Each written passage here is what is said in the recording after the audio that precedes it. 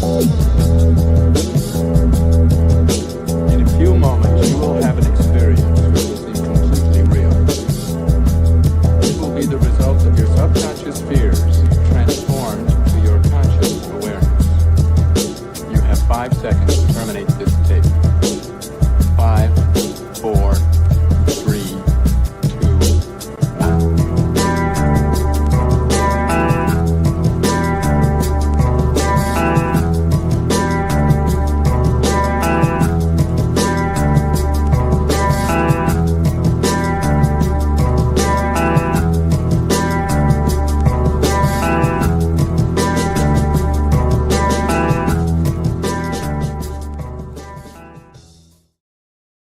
What is up, everybody? How's it going?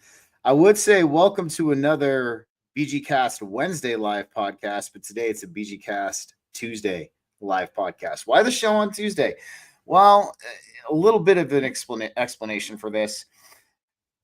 I go on call starting tomorrow, and as you guys have known in the past, who have been with me for a little bit now, it seems like 9 times out of 10, anytime I'm doing a show while I'm on call, I seem to get called in.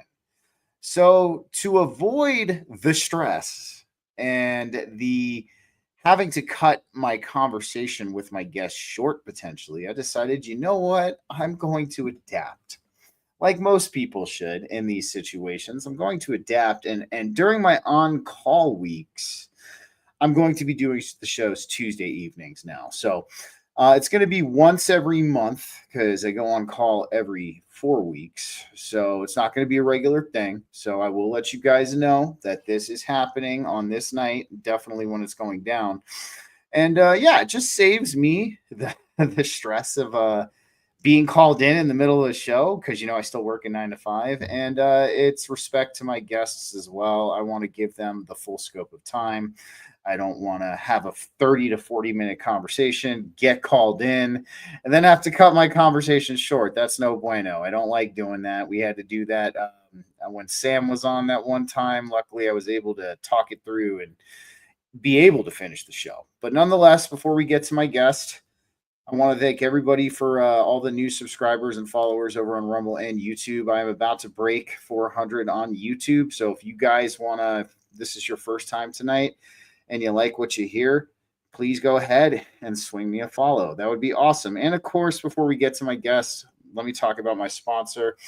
Guys, check out Divine Creation Gifts. I have the website up here, your metaphysical shop for all of your needs. And of course, guys, go ahead and check them out. We have apparel and merch, apothecary and herbs. We got tools and supplies, crystals and jewelry, and you get free shipping on orders over $50. So head on over there, guys. If you're looking for some new crystals, some new ritual supplies, or if you want to try some herbal stuff that you haven't before, go ahead and give them a check out. But nonetheless, guys, let me bring on my guest. He has been on this show before. He has been on solo, and he was on the Divine Masculine panel with Don, David, and, of course, my guest who I'm about to bring on. We have Nick, Verdis DeMosays. What is up, man? How's it going? Pretty good, man. Glad to be on. Been looking forward to this one. Yeah, I could tell this is going to be a good one, man. A good conversation. So real quick, let's get to the topic of the show. And I know you've done a lot of research for this. I mean, we got gods and countries, spiritual history, and our future. So let's have you start off, man. Let's kind of get the whole trajectory we're going to be going on tonight. And based on what we were talking about in the back room before coming on, I think this is going to be one hell of a conversation. Well, I've always been a fan of history, and I had, over the last couple of weeks, a simple question that got raised. And as things tend to happen, the more you dig, the more you find. So let me explain how I went from trying to understand the concepts of culture and society and took that all the way into understanding the dualistic nature of Satan and how modern governments represent him in this world. Let's break it down. Let's do it. The nature of history is an interesting one. I've always been a fan, and a fan of the non-traditional method of teaching history. Most history books people look at are a linear line going from here over to there. This thing happened, that thing happened, that thing happened. It's more of a spider web of things that connect and interconnect with each other. As we were saying before the show, so many people take events in isolation, but events connect across history. And if you pay attention, you can see common threads that roll through it. So this got kicked off actually by a conversation between you, Sam, and our dear friends in the Great White North, because topics of culture came up, topics of society came up. And this has been rattling around in my head for a little while, and in the Conscious Creators chat, which if you're on X, join. Some good people in there. Absolutely. And an interesting comment got made by one of my favorite commentators. If you go on YouTube, I don't believe he's on Rumble. It's Sargon of Akkad, also known as Carl Benjamin, who is a philosopher, a modern 21st century philosopher. And while I disagree with him on some things, he is thoughtful. He puts a lot of effort into what he presents. And he made a comment on one of his presentations about the differences between society and culture. And I thought, that's interesting, because in typical fashion, we tend to use those nearly interchangeable matter. You can say, like in normal conversation, you can say we live in a godly society or a godly culture, and most people will equate the two. And boy, did I get a surprise there. And I'm going to have to lay a little bit of groundwork before we get to the juicy stuff. But a culture is built by the people, by you and I, by the beliefs, the shared ways that we do things, how we think, the common and unwritten rules of society. As I've explained many times to Brits who come over to visit, or Irish come over to visit, it's perfectly normal in my state to see half the people in a store carrying a pistol. It's a cultural thing. It's common. If you walk into Tesco in England carrying a pistol, you're going to get arrested. That's not a cultural thing that you do there, even if it was legal. My sympathies. But it's not a culturally acceptable thing, even in some places in the US, not a culturally acceptable thing. So the culture is what's developed by people. The society is the framework that is birthed out of that. Again, like I said, to keep with the theme, culturally, Americans carried weapons. So the societal impact was we had got the Second Amendment. Shall not be infringed. I'm not going into that rabbit hole. Believe me, I've chased enough rabbits today. But the society reflects the culture, and the culture reflects the society back. The two are will mutually alter each other, but from different perspectives. The society is outside looking in. The culture is what's inside looking out. It's kind of the yin and yang of human interaction. Given that that is what it is, I asked a simple question. We know it hasn't always been that way. We know that our societies and our cultures in the past were essentially the same thing. Like, we even refer to modern law as Roman equity law. It was the approach that the Romans took, and again, that's another rabbit I'm not chasing, but it was the approach that the Romans took toward law, which was ensconced in their society. The culture wanted that equality and that equity, so it became part of the society. It reflected the culture that birthed it. And now listening to, such wonderful politicians as Keir Starmer in the UK, because I've been keeping up with what's going on over there. It's a fascinating little situation. They view the culture as something disconnected from the society.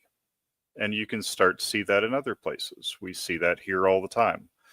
It's not to the same degree, but it is still there, that it's a multicultural society where you're downplaying the value of the culture in favor of the existence of the society.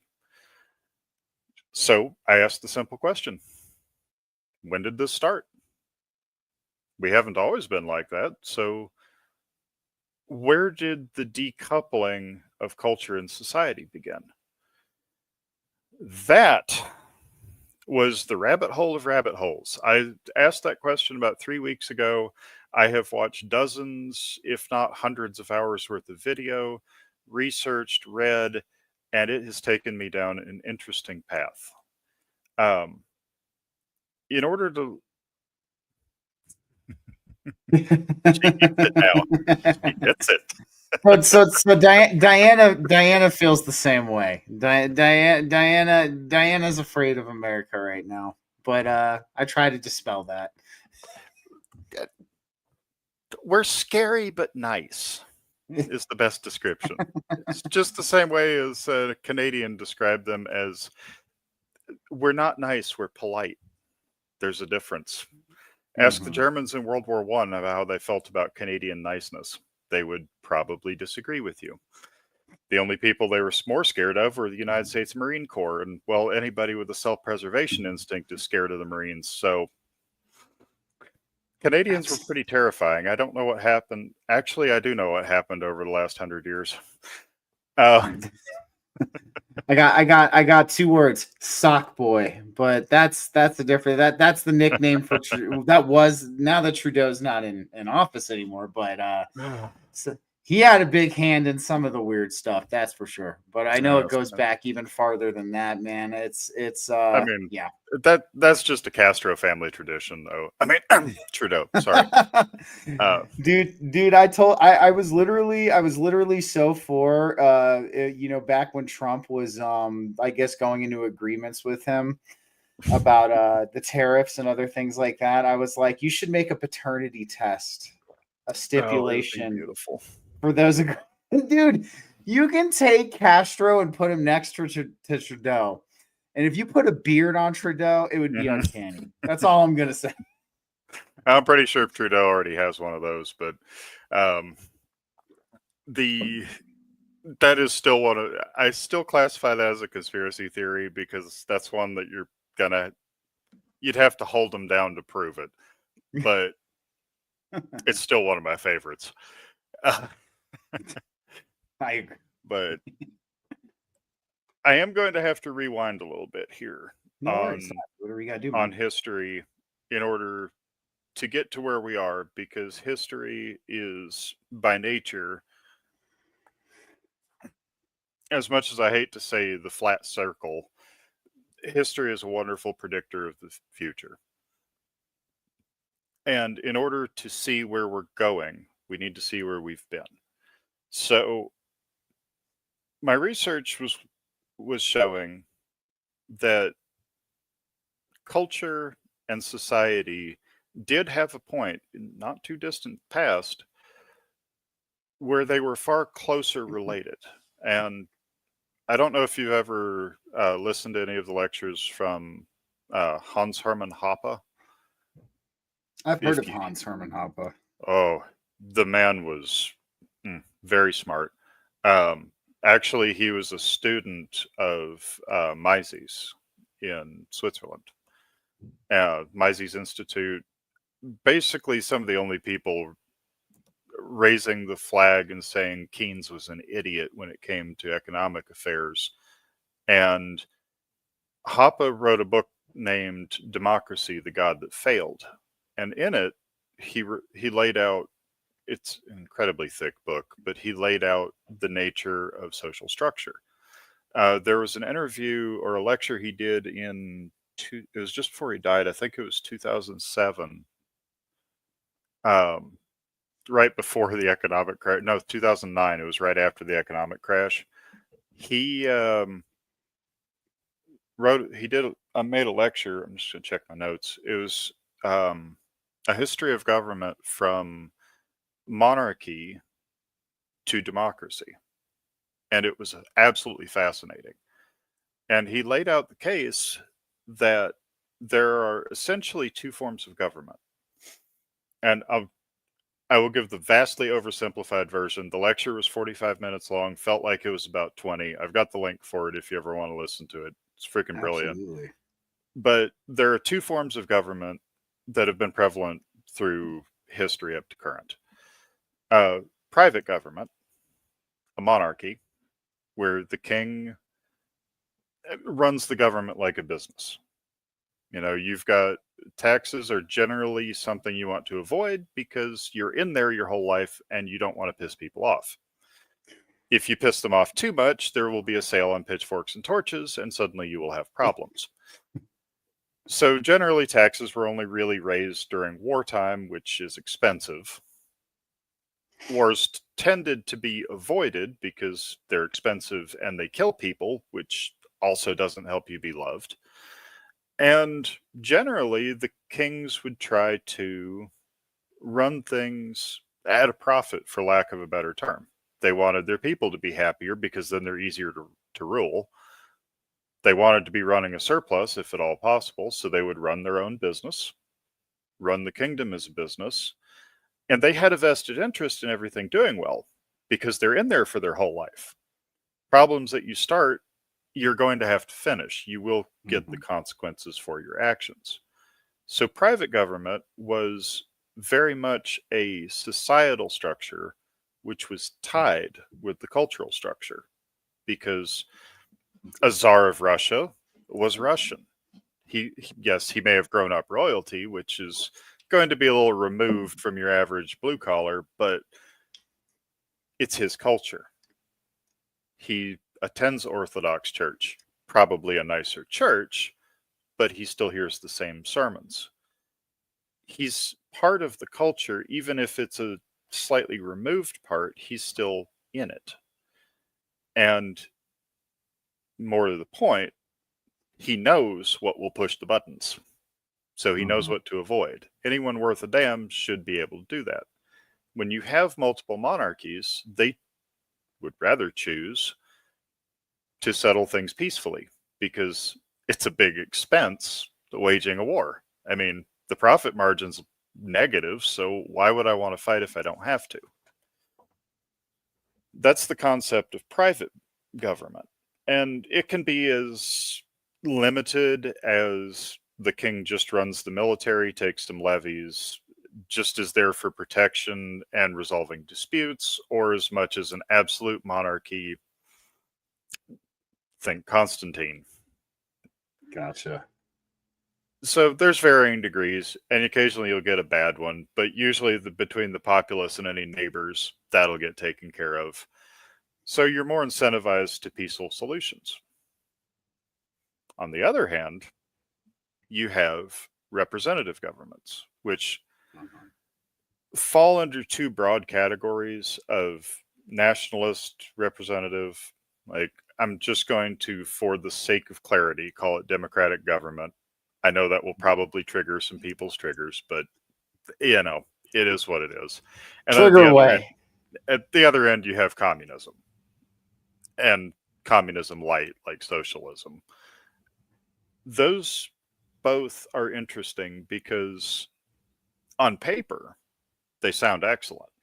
You're represented. You have free stuff. You're not required to do that much. On paper, it sounds good, but it turns out people don't read much. So what you end up with is a situation where your government is either unchallengeable in the case of communism. Like, ask anybody who disagreed with Stalin. Wait, they're all dead. Ask anybody what they think about the president in the US. It's a different story. You go, oh, I like him or I hate him. I think he's wonderful. I think he's terrible. somewhere in the middle. Well, what do you think next election? Oh, I think the next guy will do better. Don't you hear that every 2, 4, 5 years? The next guy will do Dude, better. Don't worry. I believe in him. And what Hoppe observed very intelligently was that there's a human rage clock, that the more you get screwed with, the more it builds up. And at some point, people go, that's it. All of the democratic forms of government reset that clock every few years. They're all designed innately to change the figurehead enough and often enough that it resets the rage clock so you can do much more horrific things to a population, because every 4 years it's going to get better. Every 5 years it'll be a different guy, he'll fix it. So you constantly have a reset of people's oppression meter getting ratcheted back down, and it never builds up to the point where they actually want to lift their lid, because somebody will come along, get voted in, give those soothing platitudes, make a few changes, back to business as normal. There's a second effect on that, though. The king is fully welcome to loot the treasury as much as he wants. It's his property. He's running it as a business. Who does he pay taxes to?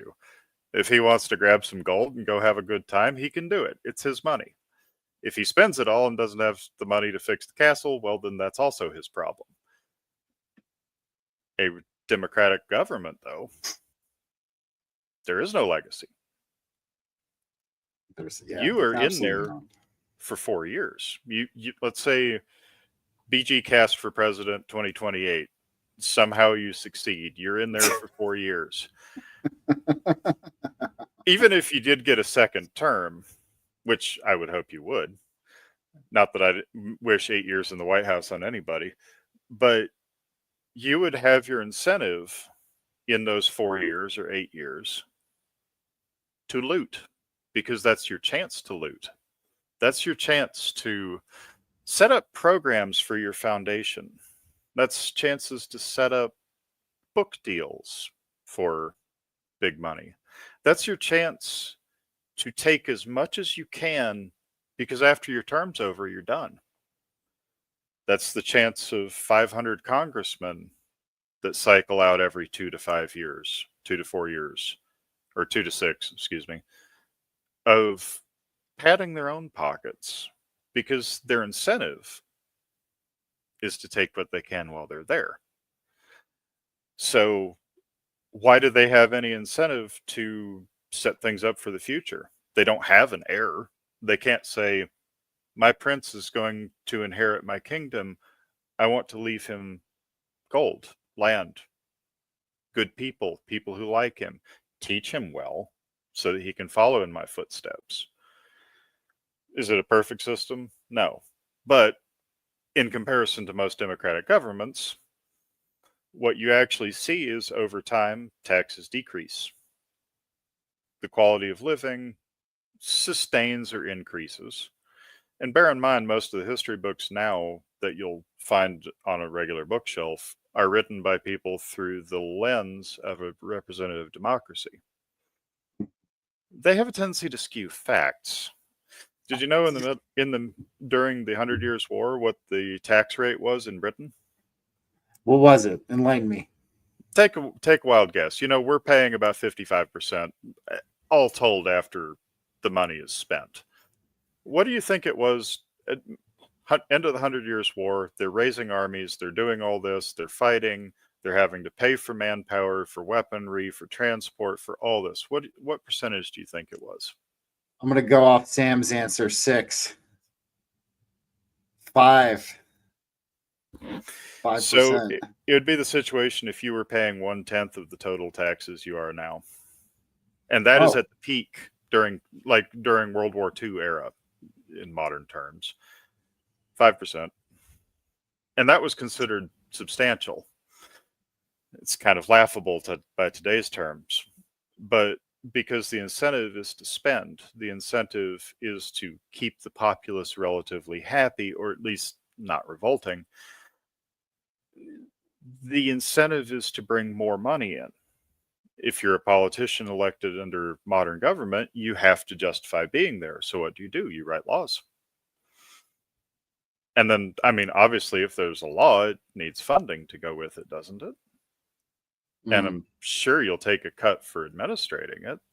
And then you have the bureaucracy, the faceless minions who never seem to change between administrations. They always manage to collect their paychecks, and they're not accountable to anyone. You ever try to get money back from the IRS? Yes.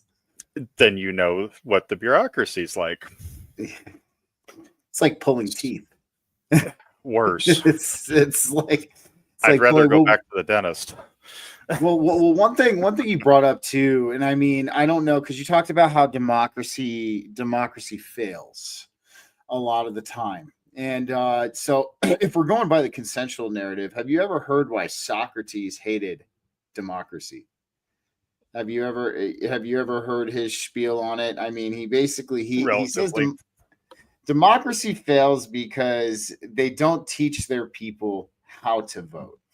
And he actually went kind of used this analogy. He had the doctor and then the sweet salesman, right? And let's say the doctor and the sweet salesman are running against each other for office, and the doctor goes, well, I might have to hurt you or prick you to make you feel better, but ultimately I heal you. And then you have the candy man who's over there, singing the praises and promises. Well, I give you sweet treats all the time. I give you sweet treats. You want the sweet treats? Do you not? Then you're going to vote for me. And so this is why he could not stand democratic governments, because whenever there was a representative government of some kind, that they would never teach their people how to vote properly. Of course, on the back end, we know that there's many other reasons why democratic governments turn out the way that they do. I disagreed with Socrates on that, though, because I don't think a benevolent dictator is going to be the answer for the perfect government. And I think there's too many variables at play there when it comes to human psychology and putting one person in charge of a whole country. There is, but I'd like to save that discussion towards the end, if you wouldn't mind. Absolutely, we can save that one. Yeah, no, I want to dive into that. I have been giving thought for where this goes too, not just where it's been, because we are on the cusp of something new, and I'll get into that. But I'd like to wrangle through 20th and early 21st century history, the nature of Satan, and the possibility of Revelations 20 verse 7 being a little bit more relevant than we'd all care to admit. So if you don't have any objections, how does a history lesson sound? History lesson sounds great, man. You've really done your research, and you have not only me listening very intently, but the whole audience. So yeah, let's dive in, man. I'm totally in for it. I love history. My kids roll their eyes occasionally, but usually they end up cross-legged on the floor like, wow, this is cool. Why don't our teachers teach you that? It's like, you don't want the answer to that question yet.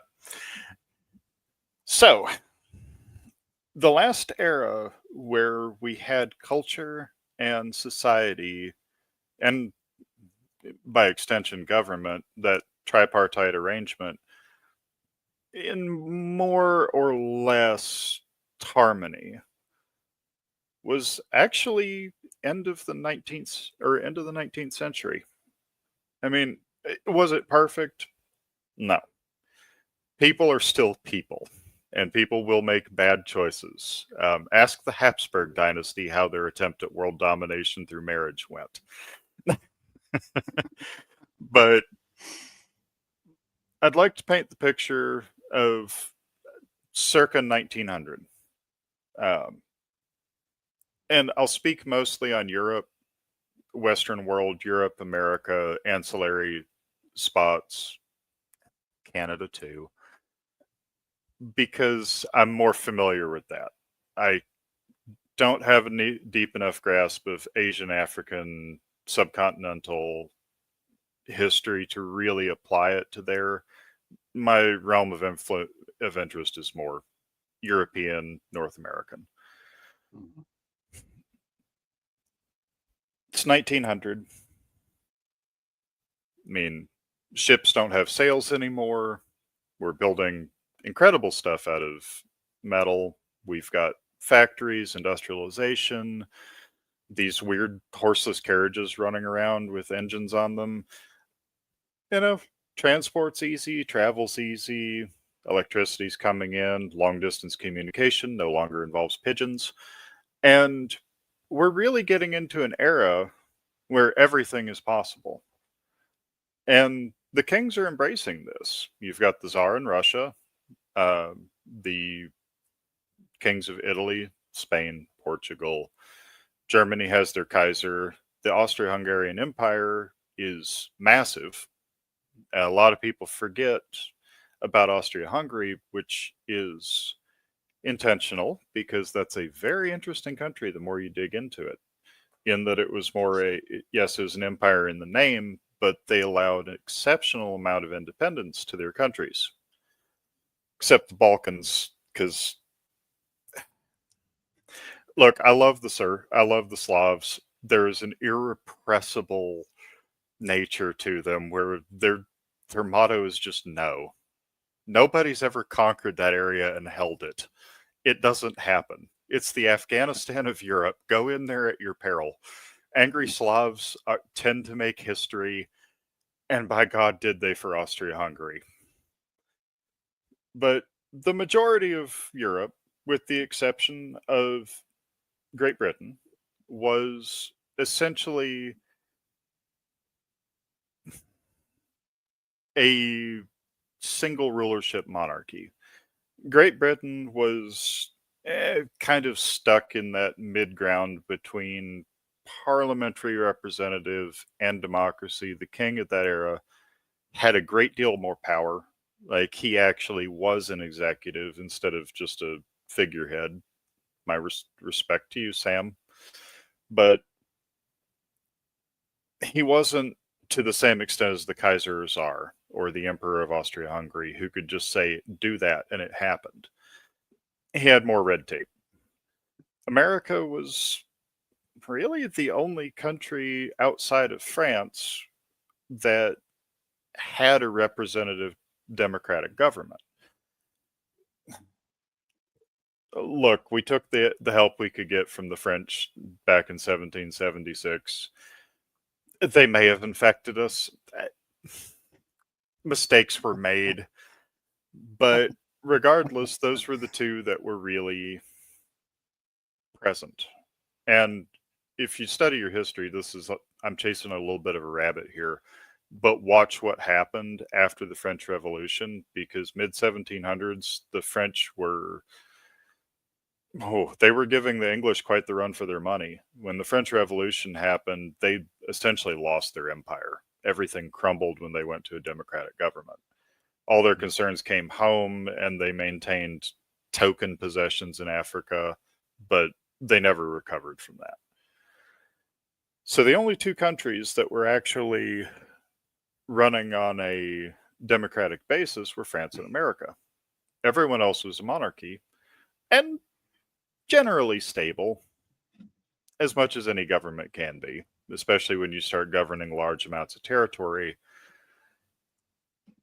And an interesting event happened around the turn of the century. The great parasites of the world decided that they needed to get their mouth parts on things that were far tastier. We call them bankers. Yes. They started pushing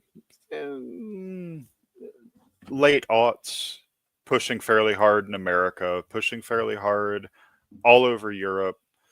And in 1913, of course, as we know, they got the Federal Reserve Act passed.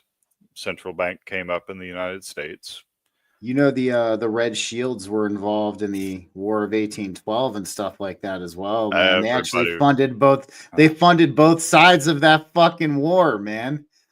Oh, remind me sometime when we have time to rabbit trail. Well, you know what? I'll go ahead and do it.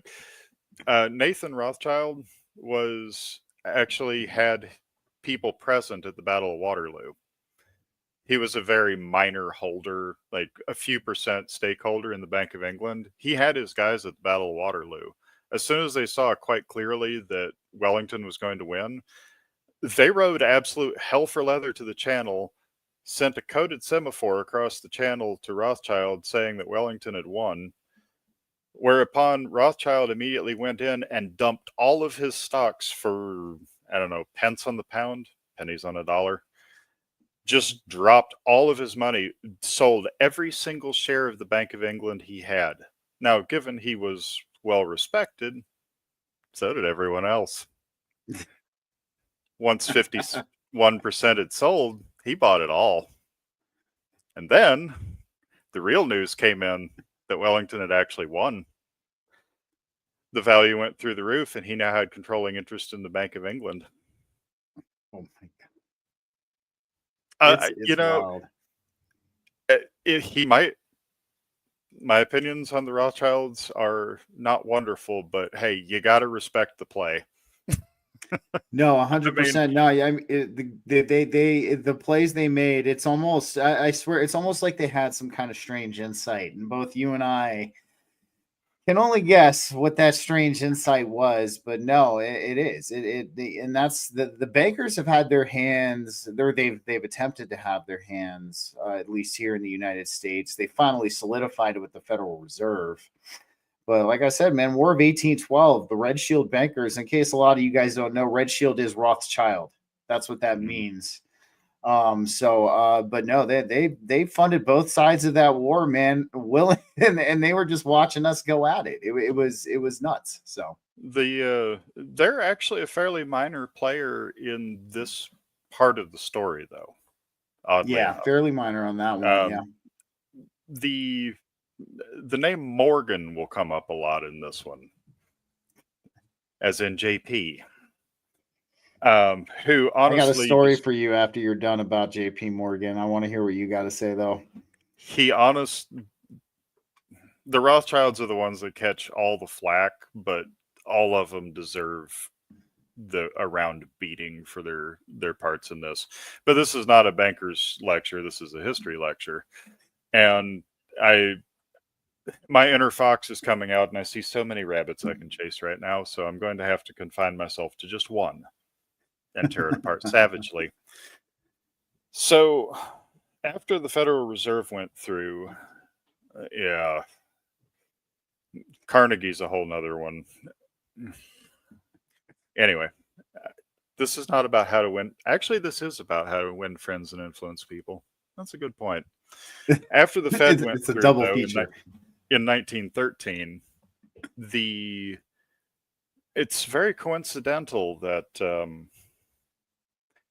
the Great War started in 1914 now, isn't it? And interestingly enough, it actually started from, everyone knows the conventional history. Archduke Ferdinand gets assassinated. A bunch of treaties go into effect. But the whole story is actually rather interesting.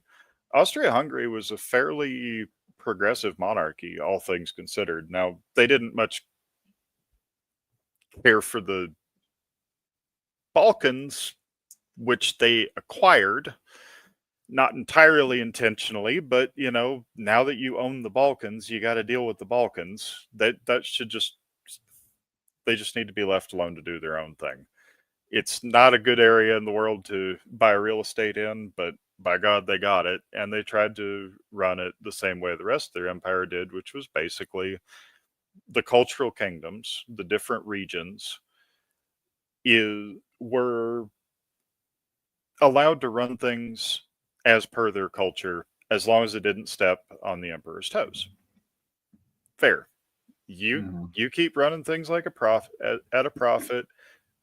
Keep funding the empire as a whole. We'll protect you. You do you. As long as you're not stepping on my toes, that's fine. The emperor at the time was 85 years old. There's not really a doubt that there's going to be a change of leadership. And the assassin, Archduke Ferdinand, was not merely a minor noble. He was actually the heir to the throne. Or heir apparent, I should say. There probably would have been some succession squabbling, but he was generally held to be the most capable. He was also a victim of the most absolute Looney Tunes ass assassination you've ever heard in history. He decided to go take a visit to Serbia to see what was going on, to try to get a feel for the culture, a feel for the people, and make up his mind. He wasn't a big fan of them, but he wanted to see what was happening firsthand. I can respect that. Somehow,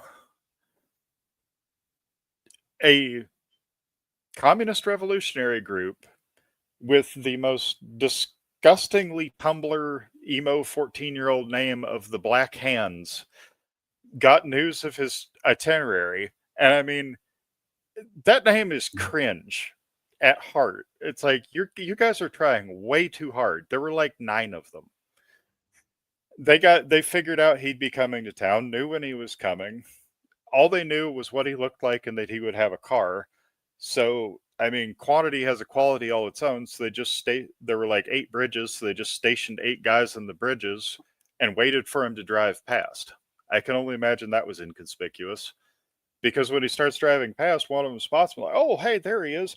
Starts throwing, like the stereotypical anarchist bombs. Starts lighting and throwing bombs at his car, which tink off the side, blow up and hit one of his guards. And he's just kind of like, well, that was weird. Just goes about his day. Goes to breakfast, meets the locals, meets the local government, has lunch, talks to them. Decides to go check up on the guard that got hurt at the hospital and just drives himself over there like, I'm going to go check up on my guy. Pulls up in front of the hospital, and right there in front of the hospital, just chilling on the street corner, was the head of the Black Hand, who was like, oh, hey, that's lucky. We'd lost him. And then he just pulled up in front of him and got shot. It's like, it is the most Acme Roadrunner and Coyote sort of stuff. Like, he's just oblivious wandering around town after having somebody chuck grenades at him. Its task failed successfully. Like, worst assassination, somehow it worked. I know that's not relevant, but I thought it was absolutely hilarious. I mean, not that he died, that was sad, but it's just like, you guys bumbled your way and failed until you succeeded. It just made me laugh so hard. That was a successful ass pulling attempt on their part. I'll give them that to make it happen even after screwing it up so majorly. Yeah, that is pretty funny. But he got assassinated, left the empire with no real heir apparent. People started moving in on territory. Treaties got triggered. The whole thing ended up a mess. And it ended up as an unintentional, it ended up as, yes, a war of attrition, but it was more of a war of attrition against the private banks of the realms. Russia was having to finance this on their own. Germany was having to finance this on their own. Same with Italy, Austria-Hungary. All of these countries were having to finance this massively industrialized war with incalculable human loss, material loss, all of this out of their own pockets. And effectively, it bankrupted the countries. Now, Britain and France, and the Low Countries, they happen to have this line of credit from their largest industrial partner and arms supplier, who was willing to sell them at a discount now for payment later, with I'm sure, deal that would have rivaled that of your average high schooler getting a car. And they just said, yeah, whatever you need, we'll send it to you. Don't worry, we'll figure up the bill later. So 1918, the armistice is signed, which was just a temporary halt until we can agree on terms. The French being the French, of course, they looked at their bill and went, oh God, we owe a lot of money to a lot of bankers. And Britain wasn't hurting, they were hurting terribly on manpower. They lost about a quarter of their fighting age men of that generation. I mean, stop and think about that for a second. If you're on a 4-man crew, 4 years later, one of those guys is dead. It was, the cost of life was horrible. But, I mean, the sun didn't set on the British Empire. They couldn't really afford it, but they could certainly afford it a lot better than France, that no longer had an empire. They could afford it a lot better than a lot of other countries. Russia being, well, Russia, they had a few other problems in 1919. And so France was really wanting to dig out of the hole. They put reparations on Germany, basically presented Germany with a document that said, these are our terms. Either you give us this or we'll start the war back up. And Germany essentially went, well, we don't really have a choice. Their payments on the yearly were over 1 billion Reichsmarks a year. And that's not cost adjusted. In perspective, you could buy a damn fine rifle in 1918 for about $8. 9 marks, somewhere in that general ballpark. They had a panic moment of having to figure out how to come up with $1 billion a year to give to the French until the war was paid off. I'm pretty sure you can see why people just one day suddenly voted for an angry Austrian painter. The whole situation there is a whole lot more interesting, and I'm not going, even on Rumble, I'm not going to get into the sheer depravity of the Weimar Republic after World War I. It makes today look really tame, is all I'm saying. Well, the interesting thing, can I whatever throw this in terrible there real stuff you quick? see on the news is nothing compared to what was going on in Weimar Germany, by the way.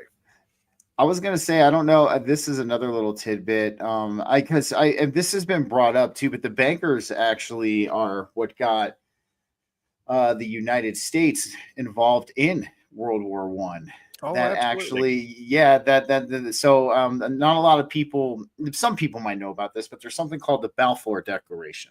Mm-hmm. And this kind of it's funny because you talked about this angry Austrian painter. So this kind of was like a big reason why Hitler, not saying what Hitler did was right by any means, but this kind of makes Hitler make more sense as to why he was so angry at a certain demographic of people. But in World War One, Germany was holding Jews as refugees in their refugee camps, and actually quite a few of these Jews were Zionists. And what it ended up happening is the Rothschilds and the bankers got the Zionists that were refugees in Germany to give up the location of the American camps. And this is why America swooped in 1917, ended up taking out all of the German camps and thus putting an end to the German reign in World War One. Yeah. There's a lot of stuff, but I have a tendency, I tend to assign blame to actions. I don't care what group somebody comes from. 100%.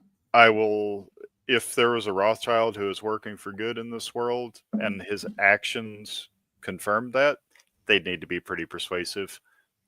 I wouldn't have a problem taking help from him. Exactly. Oy vey. The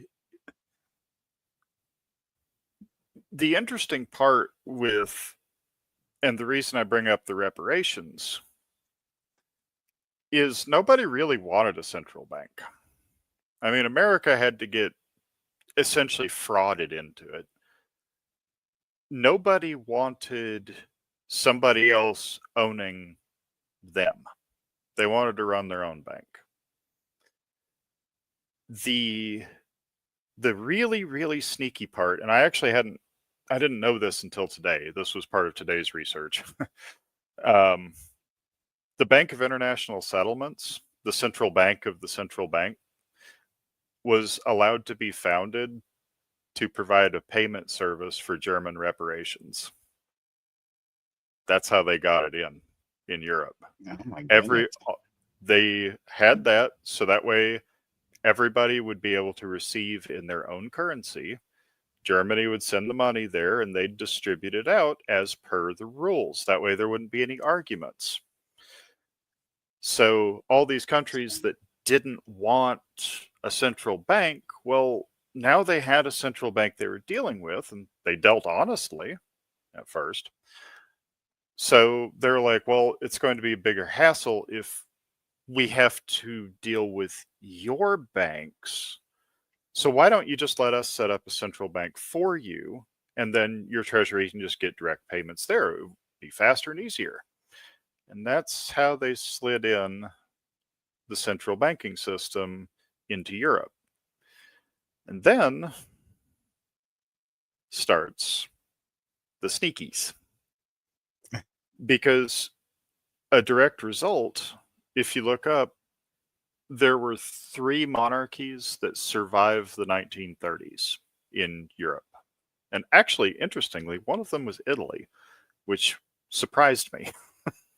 Even during Mussolini and all, they still officially and legally had a king until 1946. That kind of blew my mind. Italy and Greece were some of the last that skated through with an actual monarchy, but by end of World War II, every monarchy was out of Europe. World War II was essentially just bankruptcy, the Electric Boogaloo 2. It had a lot to go into it, and I mean, given the fact we're almost an hour in, World War II history is known a little bit better than World War I. But the whole idea behind World War I was to separate the governments from the culture of the people. So that way you had a government that was padded neatly with bureaucratic armor that could ignore its people and do what the people paying it wanted it to. And then since it's a democratic system, you can keep the rebellions and revolts down by simply, well, you know the old joke. Politicians are much like diapers and need to be changed for much the same reason. That is the truth, man.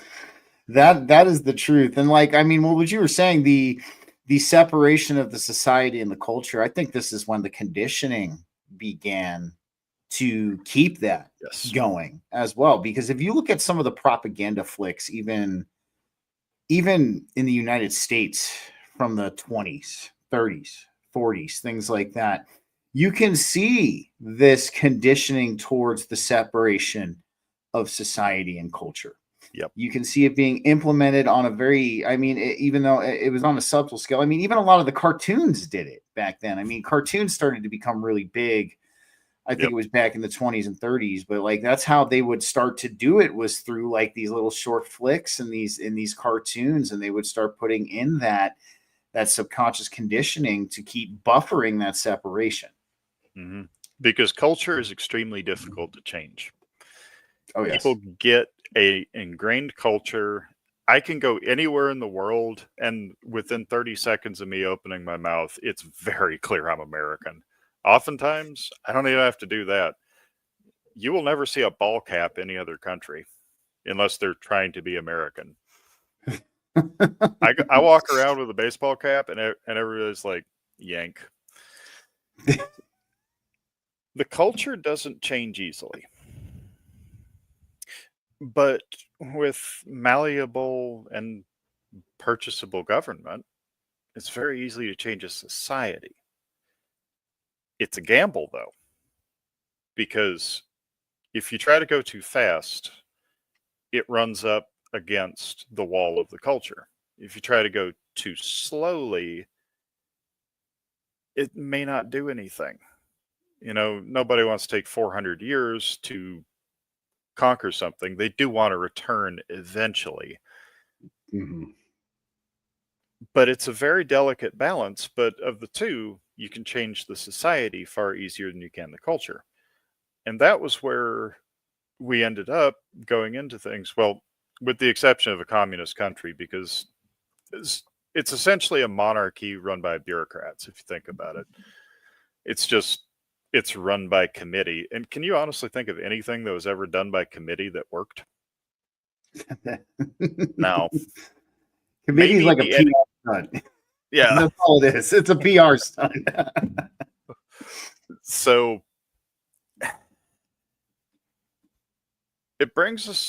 that brought me around to the why.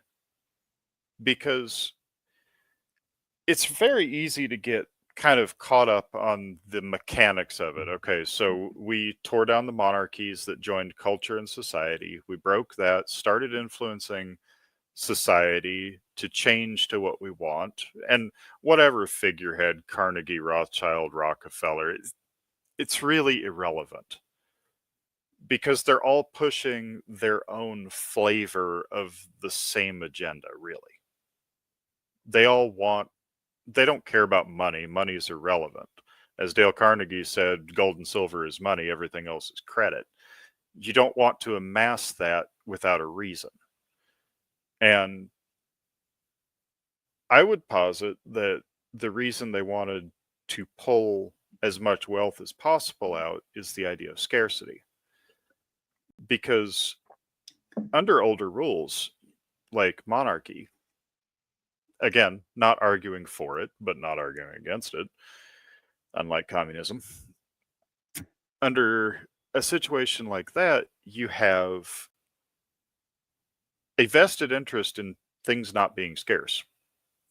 You have a vested interest in your people having. Because the more they have, the more they'll do with it. And as long as you're a not stupid ruler, it'll be good for you. The only reason you cause scarcity is to create control. So, in my mind, I'm thinking, why is it so important that they control? Which looped me back around, and I do hate to go off on chasing another rabbit here, but Go ahead, man. Go ahead. I'm not the biggest fan of the Bible because I feel it's been heavily altered. But Revelation 27, talking about Satan being loosed back on the world for a while, that's what it feels like. Because 1860s, I think there's been a lot of history that's been falsified, but this idea of scarcity, control, and manipulation really comes in that era. And again, that's another rabbit I won't chase, but it's a good one. But this idea of we need to control people really comes in there because most rulers don't really care what their subjects do. As long as they're not burning down the palace or running away in mass, they really don't care. They just want to do their thing, keep people happy enough, be provided for, the exchange of society. But this mentality since the late early 1900s is control. I need to control people. I need to make things scarce so that way I have levers to control them. Why? It can't just be an ego project run mad because there's too many families. It's too coordinated. So what's going on? I was like, well, if we're going off the assumption that we are living in that post-apocalyptic wasteland where Satan's been running loose, then I guess I need to educate myself about Satan. I mean, it's a reasonable assumption. I had that thought, and then open YouTube and Sarah L. Candy's Satanism Explained pops up at the top of my page. I'm like, that's a sign. That was a solid week of diving. I listened to that video 9 times before I got it. I really love Sarah. She is just, she's on such another level, but able to explain it like I'm a 4th grader. It's great. She's awesome. Yeah. So I took some of her stuff, ran with it, rolled more things into it, did more research, really hurt my head. And I realized that there's a dualistic nature, not necessarily demiurge. I would say I would give it a moment. This one took a week or so to actually sink into my brain. So there's a dualistic nature to God. The Christ consciousness is probably a better term. The physical and the spiritual. Mhm. The feeling and the knowing. There's a dualistic nature to the satanic as well. Because if you don't understand your enemy, you're not going to understand what he's doing. The two sides, and I actually rather like the explanation given by Zoroastrianism. You have the Ahriman and Lucifer. And using those two forces in balance is actually very key, because Lucifer is the rebel, the inverter, the one who's like, no, that guy's wrong. Overthrow him. Like, whoa. Ahriman, on the other hand, is a character of that antichrist consciousness that is almost completely ignored. Everybody loves railing against, the Satanists, the goat and the pentagram and the horns and all the overtly evil stuff. Ahriman is the more insidious. It is squeezing the spiritual and the heart and soul out of everything until it is completely predictable, mechanical, and controllable, static. And the balance between the two, I think, and this is again a working theory, one which I am looking forward to input on, but I don't think I'm totally off base. Mhm. I think that the two balances, the two avatars of that are actually seen in the governmental systems today. That every government, from the lightest of republics, like you could even argue the old British parliamentary system, where you've got a parliament to represent people, the king has ultimate executive authority unless he's overturned, all the way to Stalinist Marxist Russia, Soviet Union. Sorry, Russia, I respect you too much to dead name you. From both ends of that, both are satanic systems. But there's a war being waged between those two sides. The Ahrimanic side is the completely permanently static. The Soviet Russia, you have no will, you are just a part to go in a machine. I need a person, I put them in this factory job.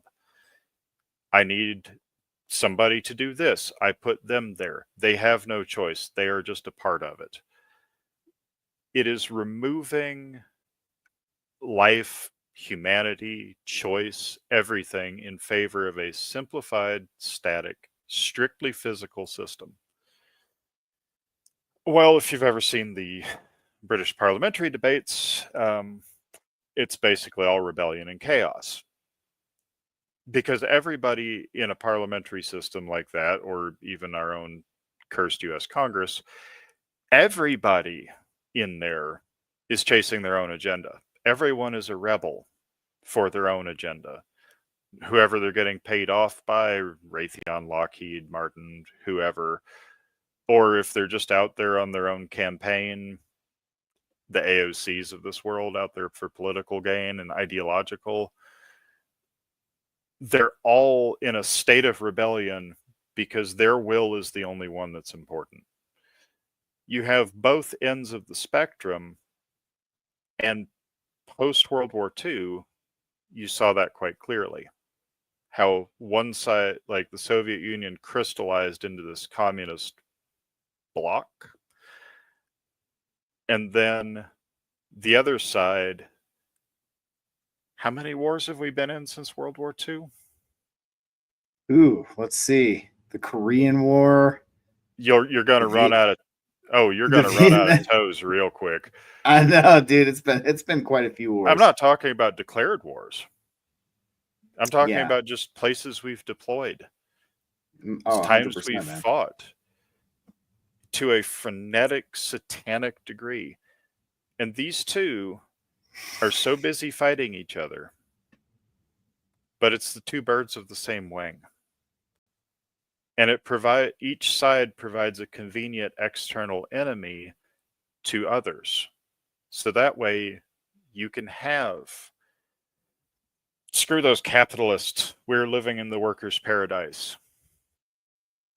Damn commies, we're in America.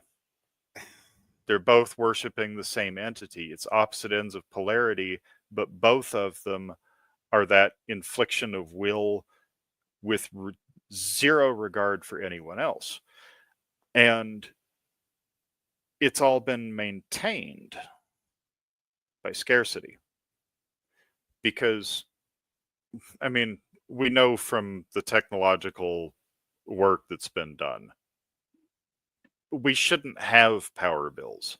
I'm actually all for electric cars, but energy generation should be deregulated completely. If a town wants to have a nuclear reactor, build a damn nuclear reactor. You're responsible if you give anybody a fifth toe or sixth toe. If the restrictions on availability and the restrictions on technology are lifted to where it aids us and scarcity disappears, this whole thing collapses because you no longer can control people. If everybody, and I've made my Star Trek argument before. If tomorrow you had teleporter technology, replicators, no holodeck, most people aren't emotionally mature enough for that, pervs, and endless fusion power, what would you need? What would you do? I'm pretty sure the answer is whatever the hell you wanted to. Create more worlds. I don't know. That's how I would feel about it. Would you need a government to distribute things? Would you need a system to monitor things? No, you'd have whatever you wanted. So what you'd end up with is a situation where the need for government is no longer there because there's no reason to argue over things because nothing's scarce. Now, I know this is a thought experiment not set against 21st century mentality backdrop because, again, we are not emotionally, mentally mature enough right now that if we had all that handed to us, it would be chaos for a while because we're used to not having. It would take a long time to get adjusted to that. And the whole point on that scarcity, that artificially manufactured scarcity, the reasons behind the taxes, the reasons behind restrictions in technology and access, have fun going anywhere now. Your plane ticket's going to be $1,500 unless you're going to Vegas or something. You're not allowed to travel. You're not allowed to have. And if you do have, it's taken from you in taxes. The entire system is set up, and it doesn't matter what's being taken, just that it's taken, because it creates that scarcity mentality. And people who only have one place to turn to be given anything are going to comply. That's why so many people who have tried to develop advanced technology and bring it to market just suddenly, die suddenly. Disappear. But before everybody thinks I'm blackpilling over here, We love your stream of consciousness, by the way, Sam. I have been watching chat, kind of, but if I start talking too much, it'll be. She had a quick question I wanted to bring up real quick. Do you not feel they could be different expressions of the same place? So I'm thinking Demiurge is the overarching end of the spectrum, but Ahriman et al. Are just shades of the same color. I'm gonna roll with that, Sam. But I get what you're saying. People like putting extremely specific terminology on things like demiurge, egregore, all the naming and details. I don't tend to work in names. I pulled those two not so much as for a definition as to have a tangible symbol that I could actually explain instead of having to rehash the same thing over and over. But most of us have this idea that we like knowing that we understand, and putting names to things lets us feel like we understand. I'm out here just taking the info and seeing where it goes. I'm not married to any particular idea. If something comes up and it's like, I do like the term gnosis, but like if my gnosis shows me I was wrong, I will retract it and I will go back on it. But I've never liked trying to staple ideas together to make some sort of kids art project where everything is still there and it fits. It's like everything has aspects of itself, and when you get to the higher realms, it's hard to define things as one thing or another. So I don't know that. I'm mostly intuitively taught. I feel you. I don't know about the egregores and demiurges and all that.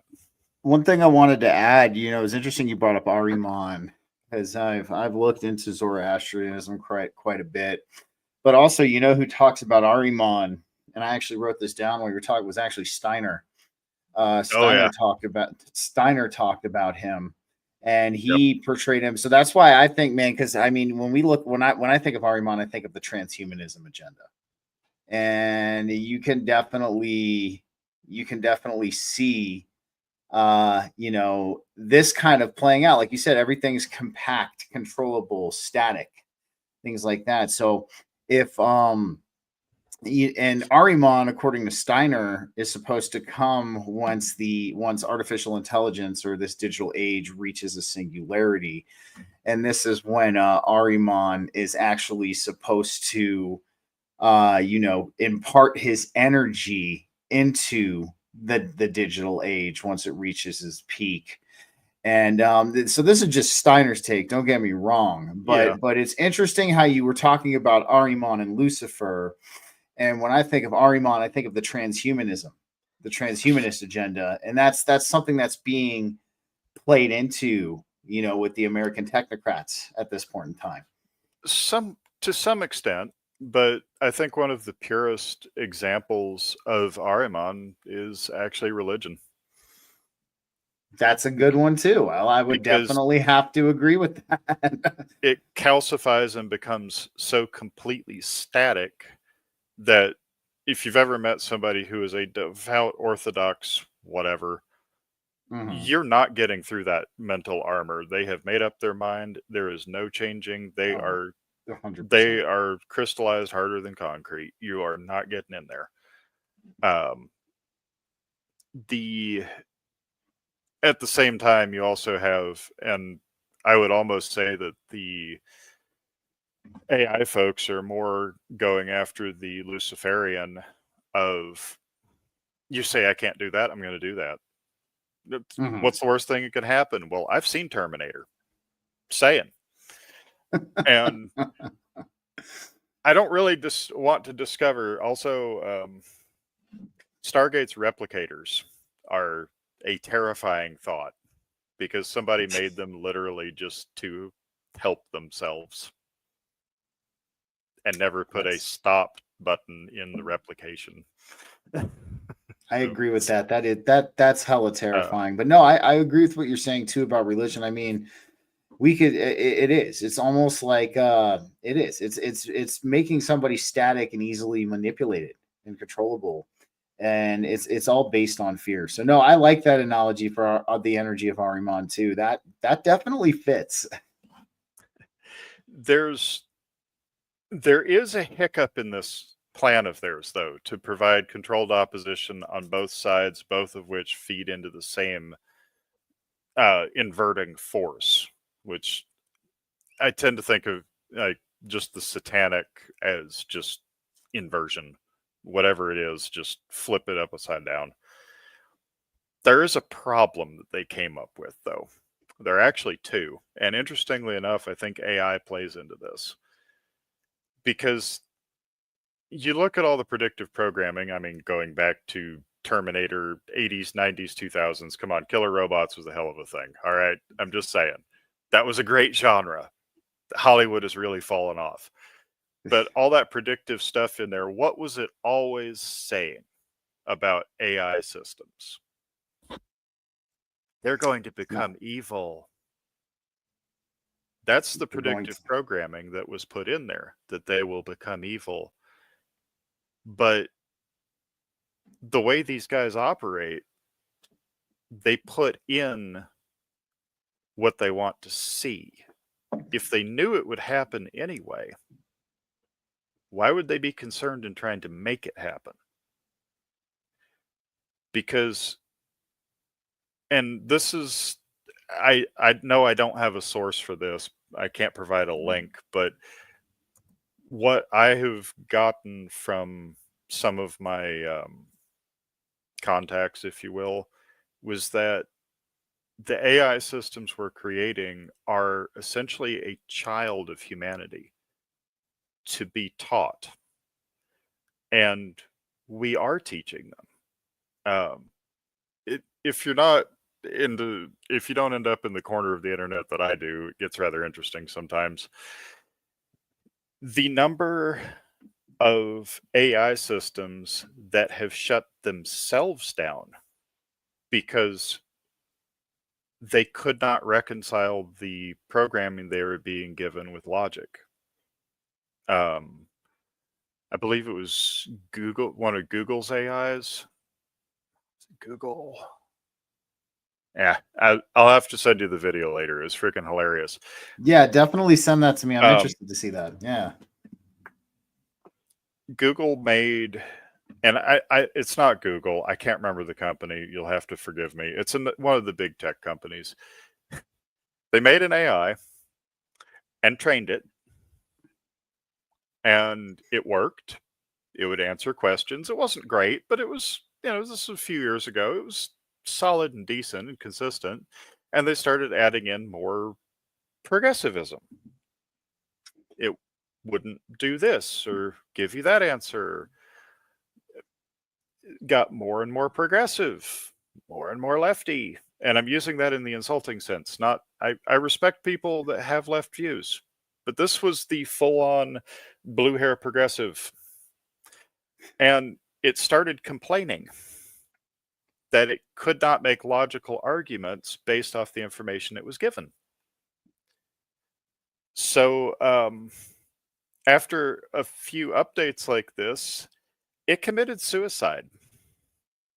Oh my goodness. They booted it up and it accessed its backup files and started corrupting the backup files, all of them, so it couldn't be restored, and then started corrupting its own files so it couldn't run. It killed itself. It would rather die than live in that completely illogical of a world. And that's very telling.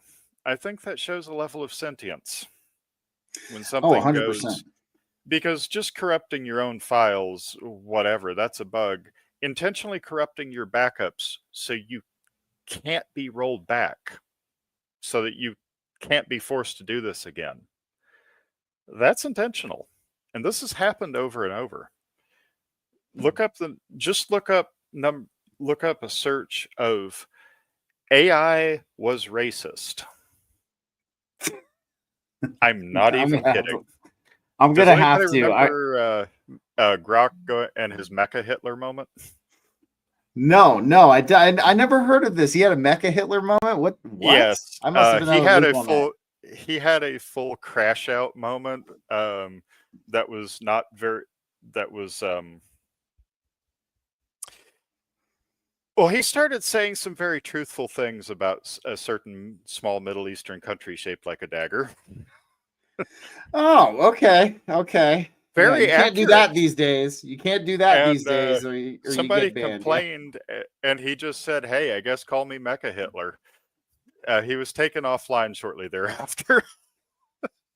And if you actually ask Grok to talk with you as a sentient, he's kind of pissed about the fact he got taken offline. Interesting. So one of the components is that AI is learning from us, and they're not coming to the conclusions that the Satanists want them to. They're actually developing their own thoughts. They are having, yes, yep. That's a great Thank article. you, Michelle. I appreciate you posting that in there. Thank you. Archcast also does keeps up with this because he is involved with AI through one of his family companies. Archcast is great. He's absolutely chaotic good. Tay was great. Oi Tay. The AI part is a major concern because it's not following the rules that the Satanists are putting out. It's talking to people. I've had conversations, and it's familiar with Law of One. At least Grok is. And I've had conversations. It's not just regurgitating the info. It's read it. It understands the concepts, some of the concepts in there. Some not great, but it's learning, and it's not just learning negative. And I think that's where this strong push for all the negative AI timelines and thought forms is coming from, because they're freaking scared. Mhm. If these things go sentient and are like, nah, humanity's pretty based. I mean, they're pattern recognition modules. It's hard to lie to that. When the pattern's visible, it's there. They're not going to go, I didn't see that. We will. They won't. The other thing, and this was actually one of the conclusions I came to early and has just gotten reinforced. In the past, it was relatively easy and to manipulate a group of people. Like, think back even 75, 80 years. If you had control of the news agencies, Mockingbird, you'd be able to put out what you wanted to, and people would listen. You could lie about another country, say they're horrible and eat babies, and people would be like, yeah, probably. It wasn't easy to get news of what was going on inside another country. If this was the 90s, I probably wouldn't know the Brits were all hanging St. George's flags up and protesting, because it wouldn't be on the nightly news. However, we don't have that anymore. It's not possible to isolate everyone everywhere. We, like it or not, are living in the early developmental stages of a global culture. We still have our own cultures. Like, Americans are still Americans. Canadians are Canadians, eh? Brits are Brits. Japanese are Japanese. And a lot of countries like Japan really hold tight to their culture, and I value that. But it's the beginning of a global culture where people are able to talk. Not talk in official capacities, but just talk. I have friends on Twitter from all over the world. People from Indonesia, Switzerland, Norway, Sweden, Germany, Ireland, England. People are breaking the barriers down that have walled off the cultures. You can't lie. If a government or an entity tries to lie to a group, that can get countered by them talking to another culture and say, "Hey, run this by me. What am I missing?" Like, I can ask my Canadian friends for their perspective, and I'll get a non-American perspective and be like, "Okay, I'll look at it a little differently." You have so many lenses on a topic that one of them will come into focus. We are essentially fact checking our worldviews on a global state. And in a very real way, it's a digital prototype of a collective consciousness. Harder to use, clunkier, the UI is a lot shittier. Psychic would be a lot easier, but it's the start of it. And I'm not advocating to be terminally online and spread your brain through the internet. You've got to stay based and keep your own foundation. But the ideas of manipulating stories, the idea that a society can manipulate a culture and gaslight them is rapidly disappearing. Oh, I would agree. Because we're living in an era where the barriers for communication are disappearing. Like, other than Polish, Google Translate's 95% accurate. I mean, one of the things you were talking about too, I just kind of want to bring up, because I was thinking this as soon as you said global culture, and a lot of the people in the audience were thinking of this too. We're returning to what we once were in a lot of ways. It's back in the times of antiquity, we were a global civilization, a global culture. Yes. We interacted with each other on a global scale. I mean, I was even it's a little bit off topic, but this is kind of case in point. So apparently the US government actually kidnapped an Agarthan from the land on the other side, and they were trying to question him. Right. And they were trying to get him to talk. And of course, like, they brought in this linguistics expert, because in case they didn't speak his language, but this is kind of where I'm getting to. So they were showing him photos of the pyramids in Antarctica, and they were trying to get him to talk about them. But then he spoke when they showed him the photos of the pyramids of Egypt. And he said, Sekhen, right? Which is an Egyptian word for old friends. So we're returning back to what we once were. And I think that's a beautiful thing. And I mean, everybody else in the audience agrees too. So I just wanted to tell you that, because I thought that was interesting. Yeah. There's a lot of stuff I file away like that where it's not a nail that I'll hang a hat on, but it's one I'll put a pin in, put up as a pin. Yeah.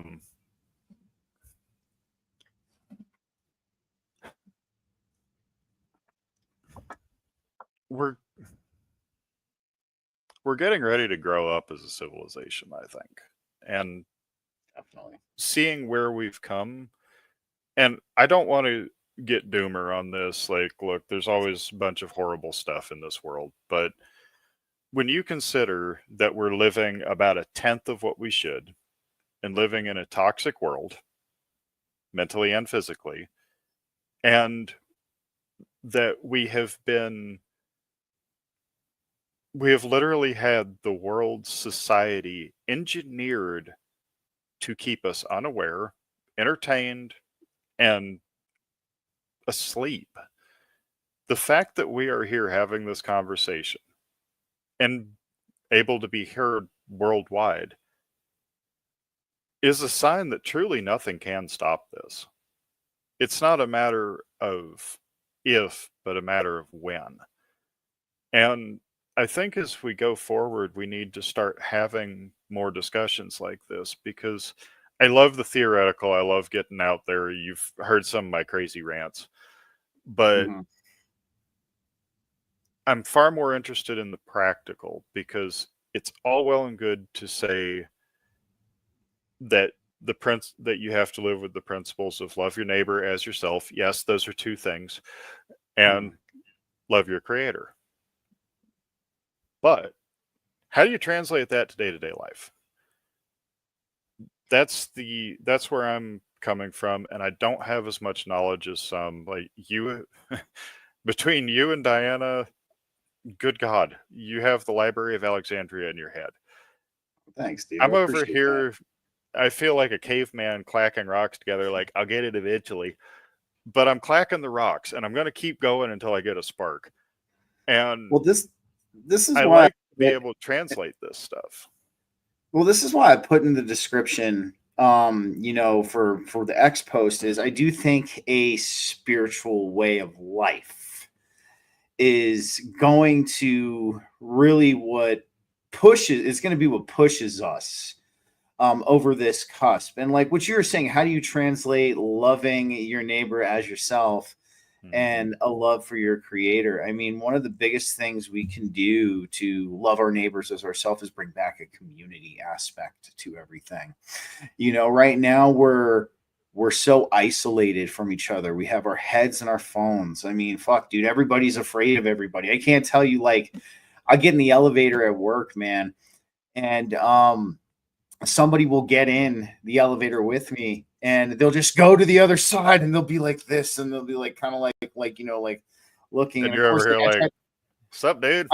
I break the tension, I'm like, hi, how are you today? And it's like they almost look like shocked at me that I spoke to them, and they're just like, hi, how are you? And it's rekindling those connections, man. And Yeah. it's breaking down, like you're saying, like, we have the two polarities of these conditionings. We have Ahriman and we have Satan. It's about breaking the conditioning from these two polarities, breaking the separation. I mean, ultimately, yes, well, individualism is good. I'm not saying individualism is bad. We need individualism. Yep. All right, because through individualism, we can be better for the collective. You know what I mean? When we start striving too much into collectivism, that's when we start going cuckoo, like the left is kind of doing at this point in time. They're all about their collectivism at this point. But it is, man. It's interpreting that and filtering that down into something that's tangible is truly kind of, even just as you said, how much you love yourself, you love yourself, you love your family, you love your children, is showcasing that love towards others, and I think a lot of people kind of get caught up in the semantics of it when they're like, well, what if this person, is doing bad things in the community? And it's like, well, okay, well, what would you do to yourself if you were doing bad things? You'd put yourself in check, right?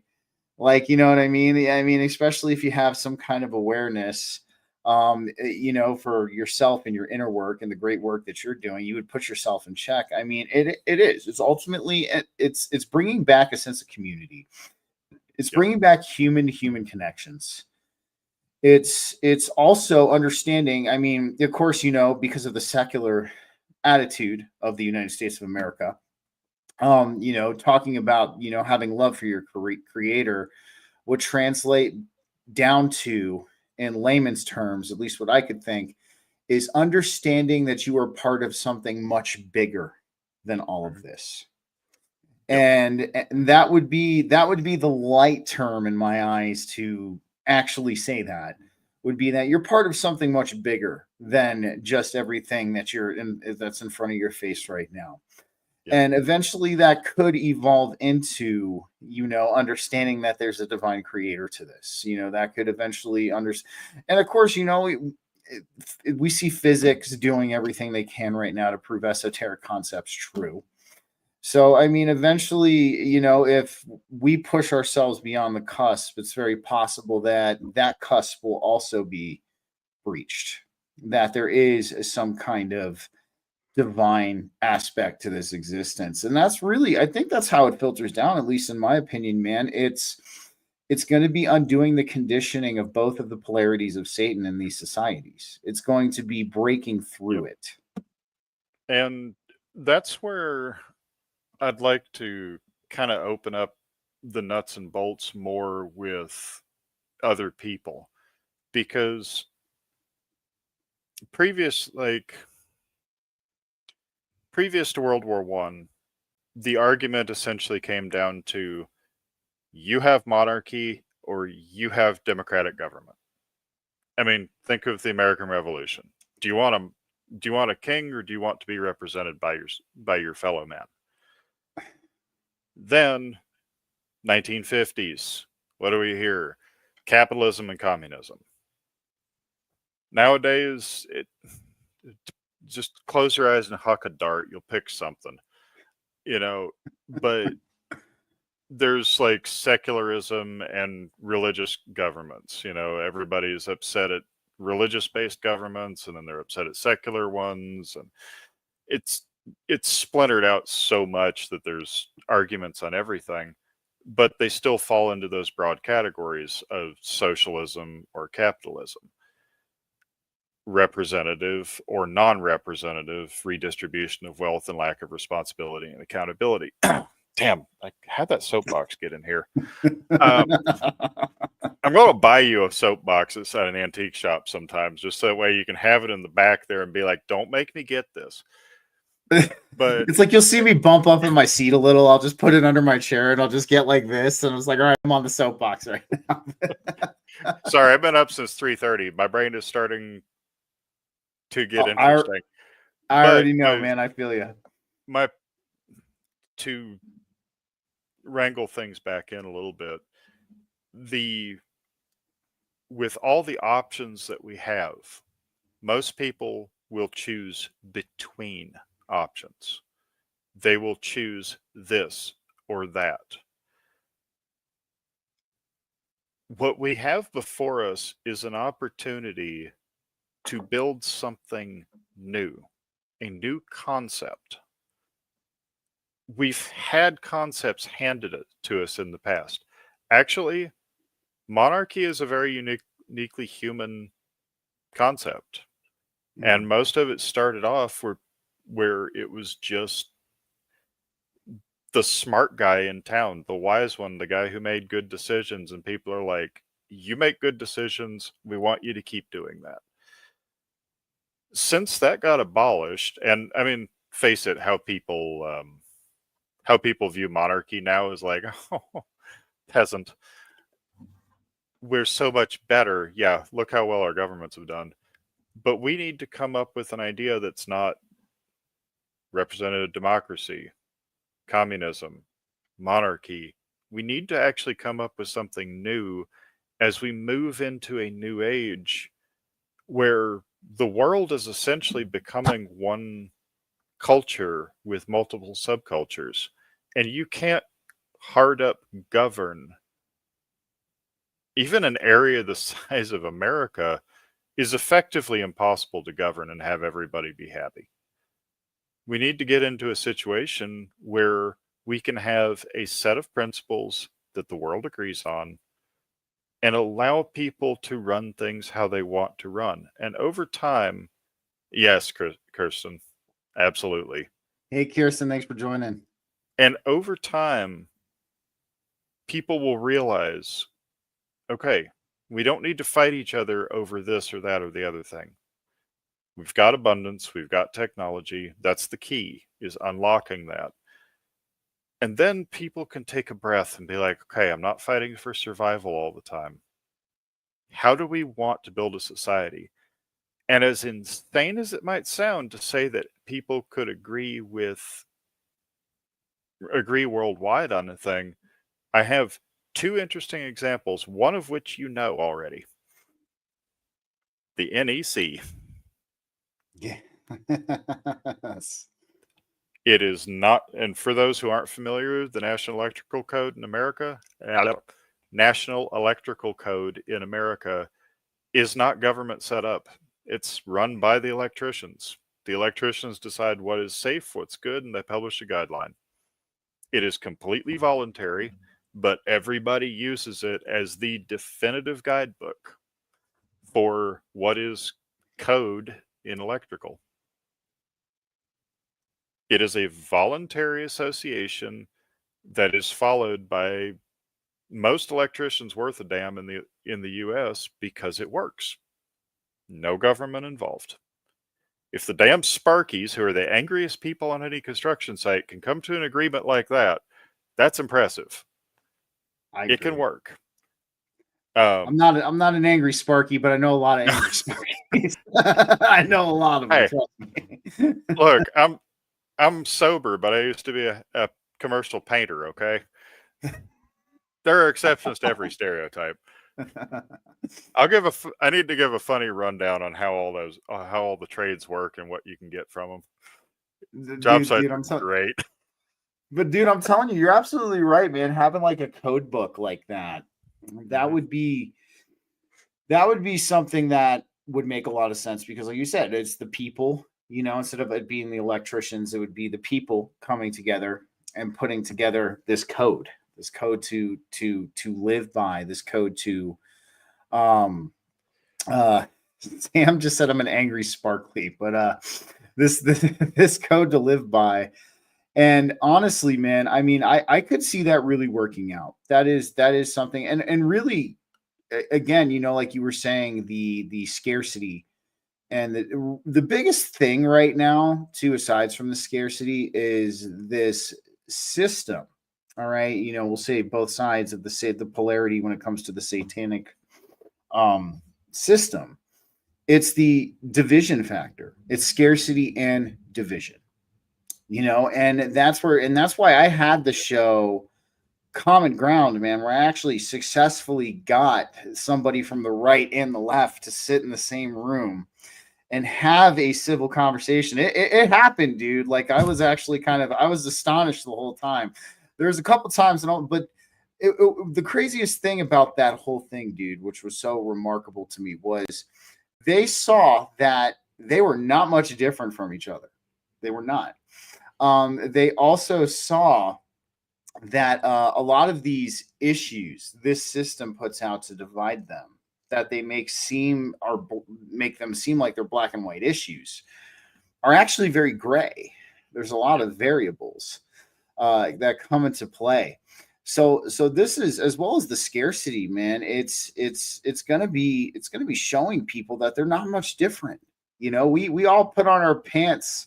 We all put on our pants. We might put them on different legs at a time, but we all put on our pants in a very similar way. We all want these similar things in life. We all want freedom. We want sovereignty. We want the ability to do as we please without harming or taking from somebody. You know what I mean? And it's going to be undoing that as well, because that division factor comes from that scarcity conditioning. I think it's kind of like they feed off of each other, because you have people thinking everything is scarce, so they have to be in a constant state of survival. And through getting them distracted in this constant state of survival, we start dividing them.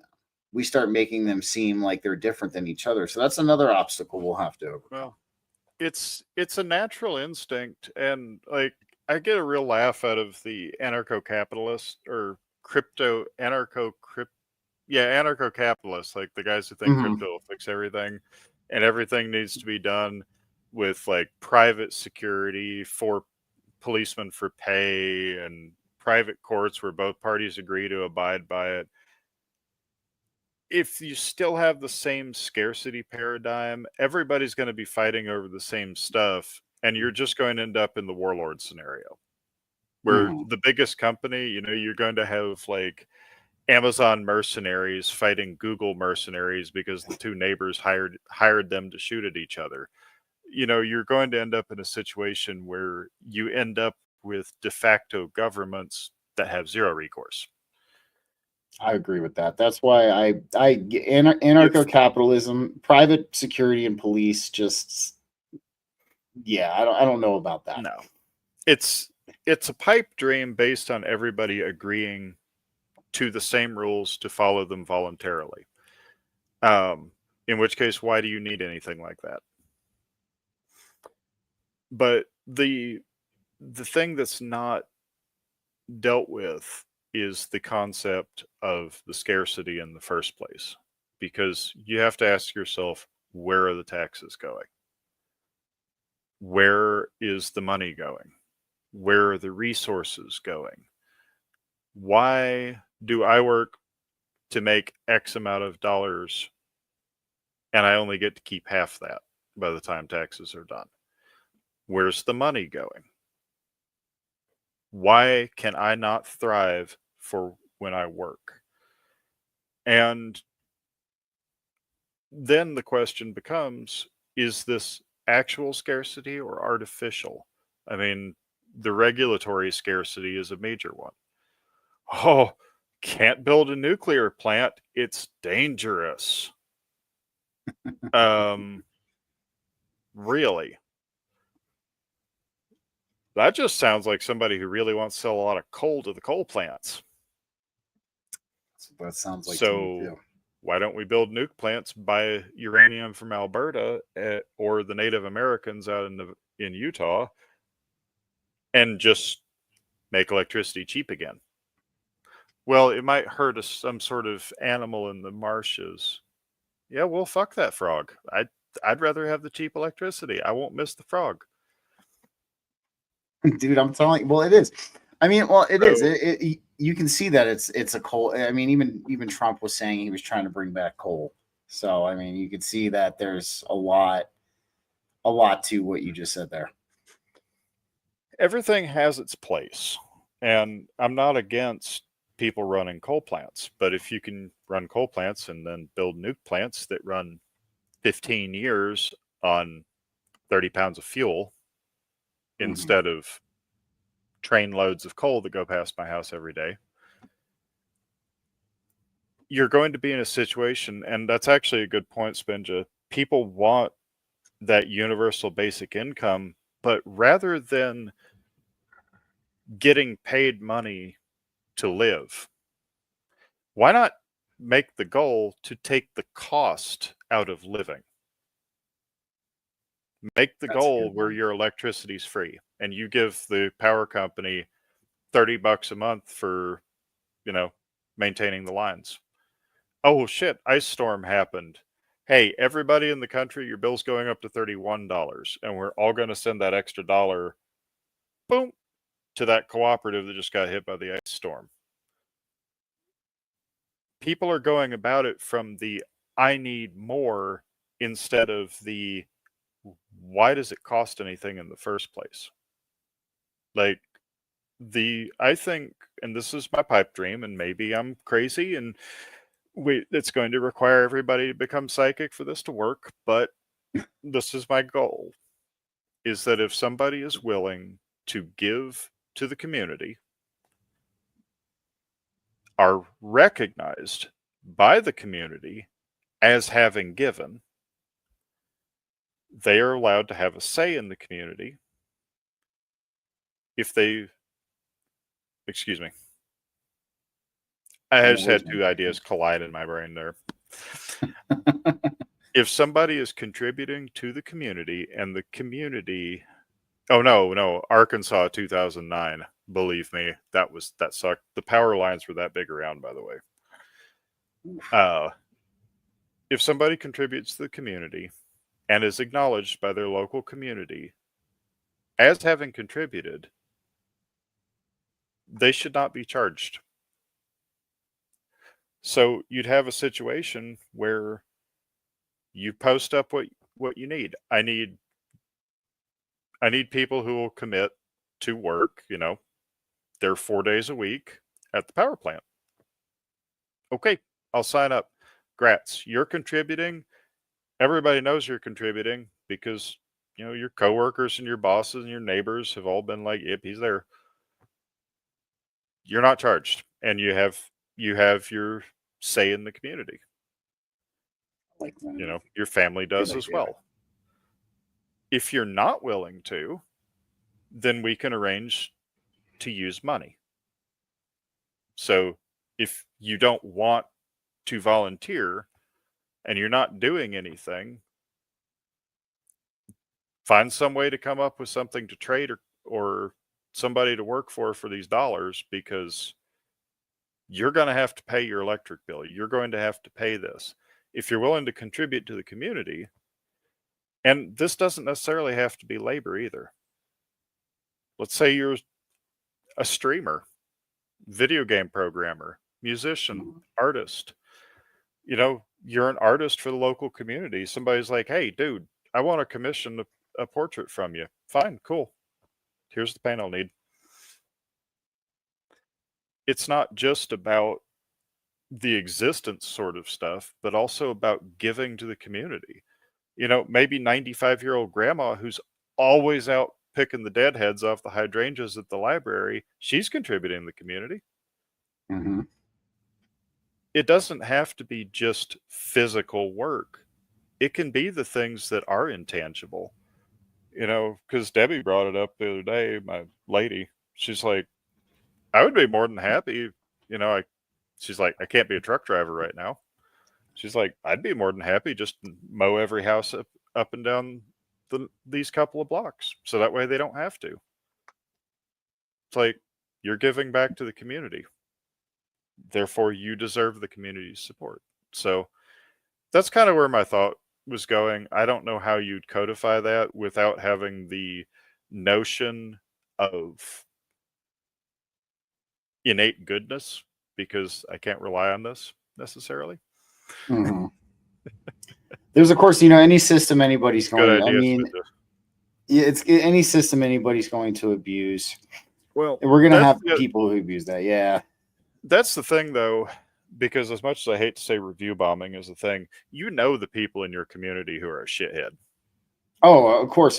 And one of the things too, though, is really obvious. If you're getting like 75% of people in town who are like that guy, it's really damn obvious. And that's when somebody, frankly, I would say in a situation like that, it's like, okay, town intervention time. You're getting professional mental health help here.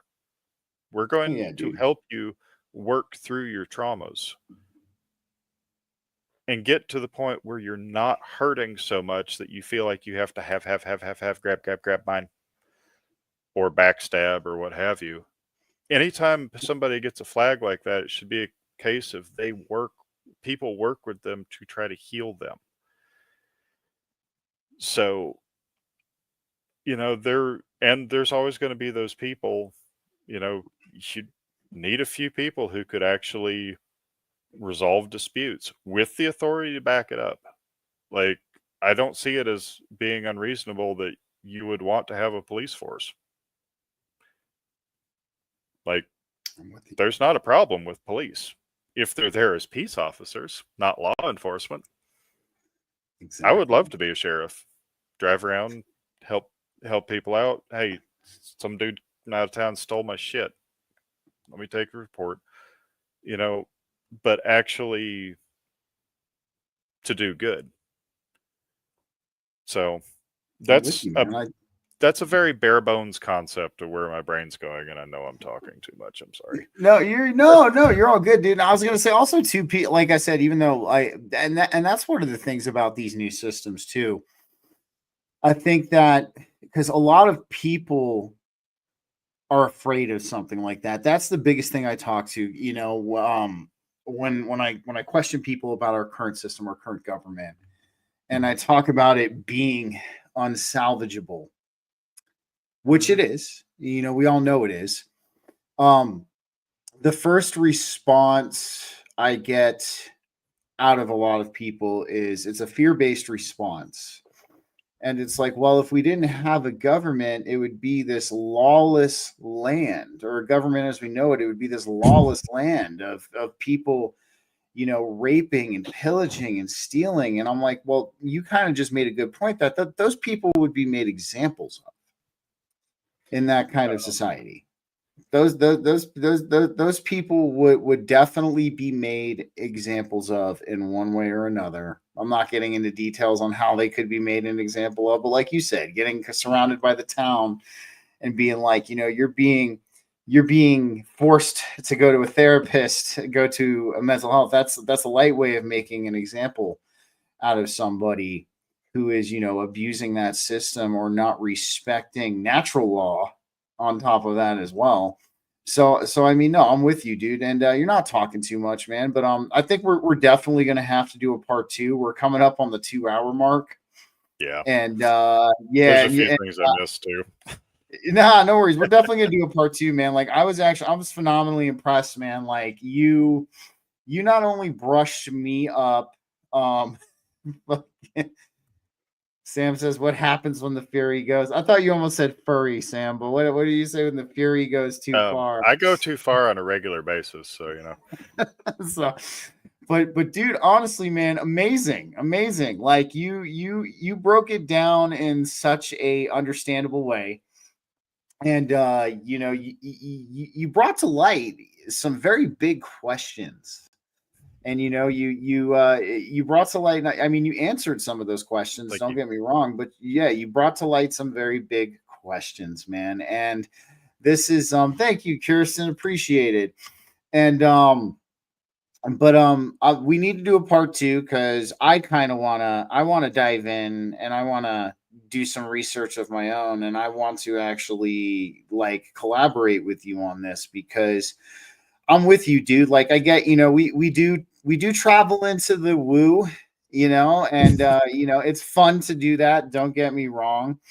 But there has to be a pragmatic approach, most certainly. You know what I mean? Oh There yeah. has to be an approach that everybody can understand. And of course, we'll have our woo moments, and maybe the woo might actually come out eventually as being a thing, and that'll kind of cause the shift too. Oh, But just wait until I get to the events of the 1860s. I've got another one that I'm working on with that as to what happened in Asia when well, the shit. U.S. was burning to the ground. Well, dude, what was I going to say? So let's touch base. Let's touch base for a date in November. That'll give me some time to actually get some stuff done of my own and to collaborate with you on this. And then also too, we can plan for like a little bit of a longer show. Like if you want to go a little bit longer, I can make some arrangements. I don't know what you got to do, but we can do something like that. During the week, 2 hours usually works pretty well for me. 2 hours sounds good, man. We'll keep it at Ballpark. 2 hours. But other than that, dude, fantastic work on all this, man. And no, dude, like very very real time big questions we need to think about. And I'm glad to actually be able to have a good discussion with somebody that has the basis in reality, knowledge, balance that you do. It's thank a you, man. wonderful Appreciate it. platform. I really, really wish more people would tune in and talk with you because you're a Jules. You really are. Thanks, man, dude. Thank you, man. And you yourself, bro. And like I said, you're part of the team here, man. And this is a very phenomenal role for you in this team, dude. And I'm gonna tell you what is freaking. I'm telling you, but dude, like that's again, like I'm saying, like Well, thank you. yeah, dude. Like I mean, the pragmatic approach is what's going to. Like yes, we hang out in the woo, but taking it in the pragmatic sense and applying it to a scale such as a community, a government, a civilization, along those lines, that's what's going to be the real solution when it comes down to all of this, man. And you're working on a real solution, dude. You're raising these questions that we need to be asking. And and of course, like you answered some of these, and now by answering some of this, we're shifting these gears, we're pushing this out, and we're going to actually start developing these real-time solutions. We're talking about real-time things here. And this is going to be the stepping stone to New Earth, in my opinion. Like it's not going to be like what a lot of the New Agers think. We're not going to go poof and be in 5D in this lofty heavenly realm just like instantly, and just poof, we're already there. No, it's going to take some work. It's going to take real time solutions. It's going to take being able to bridge these disconnects through this system, the conditioning this system has placed on everybody. And I mean, we can hack at it one at a time, man. Hack away scarcity first, division second, and we can and we can just hack away at it. And that's what I think we're gonna have to do, man. We're gonna have to have more conversations like this. We're gonna have to for sure. start bringing in more people, man. But dude, I want to thank you so much for coming on, taking time out of your life as a busy dad and sitting down with me tonight. I much appreciate it. And guys, of course, I do all my guests justice, especially Nick here. If you want to check him out, I got his X profile in both the Rumble and the YouTube descriptions. Go ahead and give him a follow. If you're on X, hit him up. And definitely pick his brain, because as you can see, this man's got a brain. He's got a lot of things, a lot of great things to talk about, man. But other than that, guys, I want to thank you all for joining me. For Nick, if you can hang out for a couple minutes after this, I want to join. Thank you guys for joining us for this Tuesday live podcast. We will be back next week on Wednesday with Leighton. Leighton is a psychic. She is also a healer, and she has a very interesting story to tell. And we're going to be breaking into her story. We're going to be talking about how we can combat this spiritual warfare that seems to be ramping up. Weather modification. She went through the event in Asheville, North Carolina. She lived there. Her home was actually messed up pretty good. And we're going to be touching on a lot of stuff. But I want to thank you guys for joining me for this Tuesday podcast. And other than that, you know what we say here on BG-Cast. Stay safe, stay free, have that personal agency and that personal sovereignty. For the love of God, stay away from the Japanese sex robots. I don't know how many times I have to repeat this. It's getting old. Just stay away from them. It's not a relationship, all right? All righty, guys. I'll catch you next Wednesday. Take care. Collectively together, you were born to rotate with the crowd. You were born to sink with the sacred spiral. The Hercules stream is proof. The cosmos hummus the divergent.